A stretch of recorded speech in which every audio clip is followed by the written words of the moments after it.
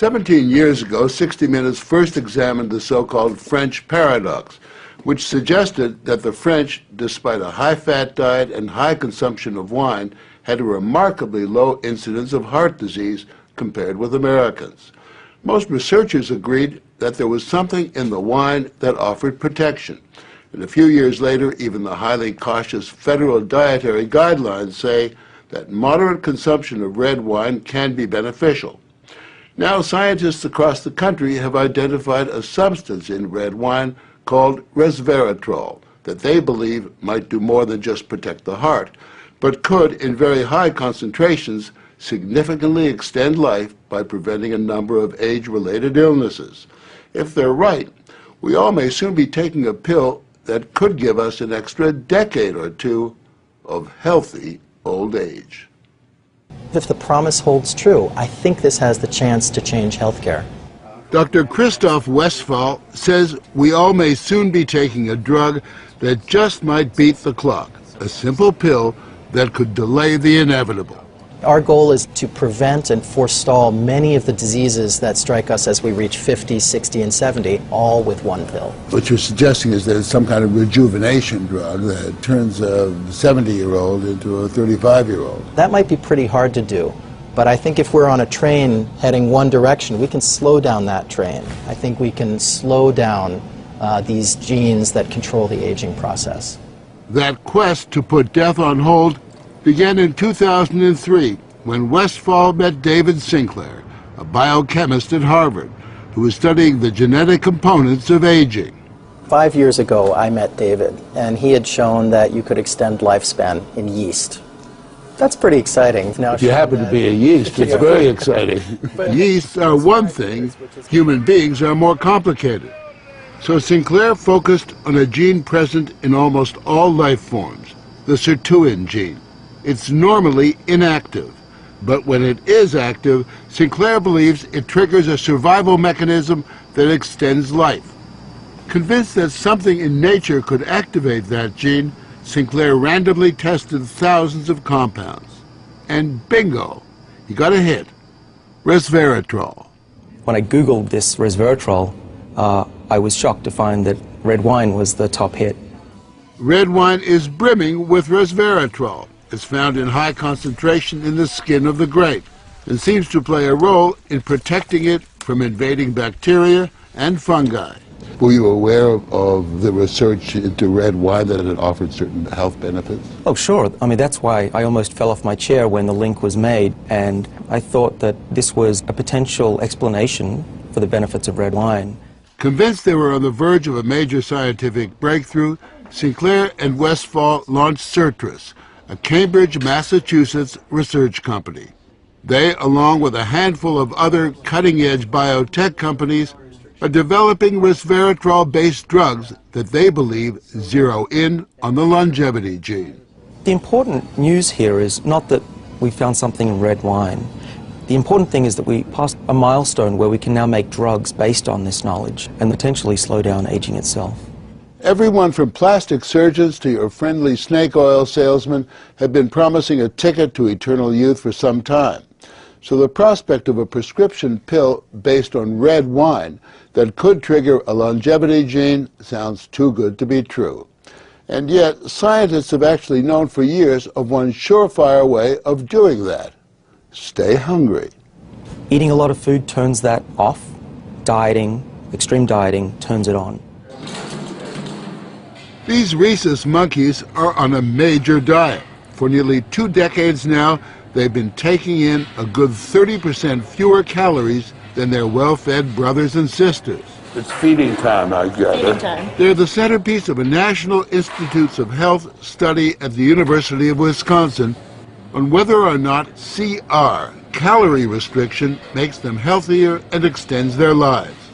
To maintain their sterile environment, we had to suit up to visit them with Ricky Coleman, the project leader. These are 2 of our control animals here.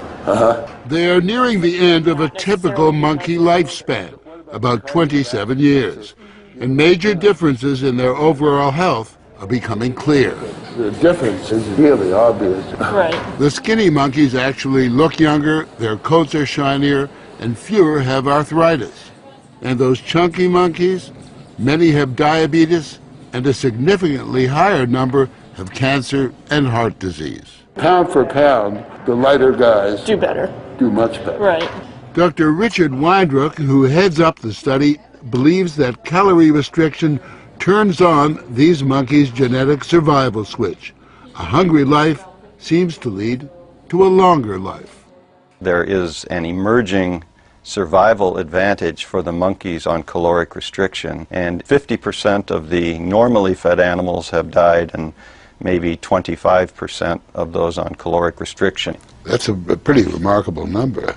Surely those are strong indications that a restricted calorie intake among humans would be extremely beneficial. It appears to support that idea. But our record as humans in staying on diets is pretty miserable. And worsening. So it's a fat chance that we'll all be giving up our passion for greasy junk. We consume tons more calories than we need. But believe it or not, there are some Americans who just revel in their hunger. I basically just have one meal a day. Meet the Skinnies, members of CRS, the Calorie Restriction Society, a group that's been severely restricting their calories for years now. They're also part of a Washington University study to see if humans mimic the monkeys. Does this kind of self-denial make them live longer, healthier lives? We joined them for what they call happy hour. So this is in the spirit of a Bloody Mary. Though you might regard it as an unhappy hour, a cocktail of low-calorie soup for starters, and walnuts and baby food, green bean puree on flour-free bread to top off this feast fit for a flea. If I'm hungry, I know, number one, that I have done what I meant to do. I've eaten less than my body thought it wanted. So far, the participants have lowered their blood pressure, reduced body fat, and lessened risk factors for heart disease, diabetes, and even cancer. And what's more, to one husband anyway, starvation has its sexy side. To be honest, if you saw her without any clothes, you'd see, she looked pretty darn good, like a woman of many, many years younger. Their emissaries travel the world, spreading the faith and the word. Hunger turns on the survival gene. I would like to live to be 100. The Skinnies may not die young, but given their diet, they just might die of boredom.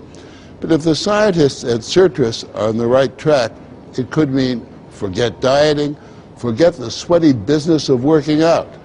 Just pop a pill and you are in guilt-free couch potato paradise. We have a pill that can mimic many of the effects of calorie restriction or exercise. So one can be very healthy and obese at the same time. Our goal is healthy individuals, ideally via lifestyle, and if that doesn't work, we believe that we'll have a pill that can mimic that. A pill that in effect diets for you. A pill that turns on the survival gene. And what we're trying to do with our drugs here is to put the body in a defensive state, to ring the alarm bells and get the body to defend itself, instead of dieting to set the alarm off, pop a pill.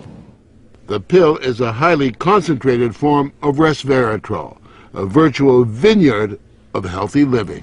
How much red wine would you have to drink to get the kind of Resveratrol that you're using? The sad news is that you'd need to drink about 1,000 bottles a day of red wine, which I don't recommend.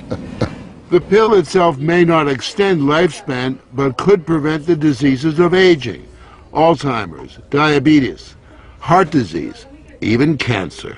What we're talking about is activating the body's natural genetic defenses against diseases, and that's very powerful if we can harness that. Resveratrol has been tested on mice and the results have been encouraging.